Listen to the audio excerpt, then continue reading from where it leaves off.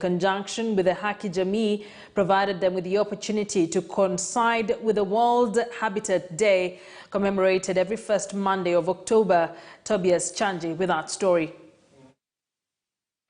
Land issues have remained the motive for the people of Coast Region, from squatters invading empty land to those being evicted by either powerful individual or government to pave way for public projects.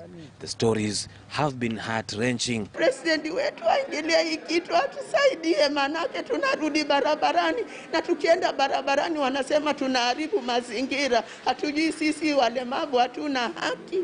Life has been hard for Grace Care and these three other women who are physically challenged after they were kicked out of the Bombolulu workshop where they used to reside. Instead wanatutoa, wanaleta wapangaji able body.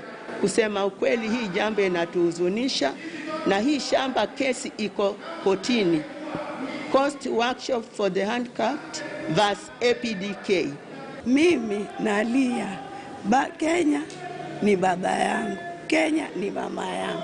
Mbona Kenya inanitupa sasa? The issue of compensation once again taking center stage.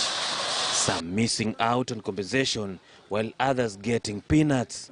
Katiba iheshimiwe.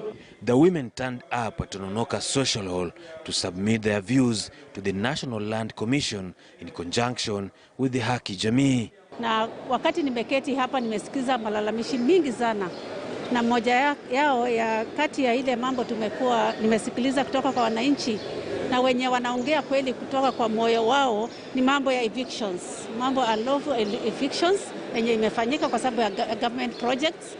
Each and every human person has their own dignity, and the dignity of the human person is protected when they have a place they can call home, and they have tenure that is secure in a place where they can plan for their families and for their future.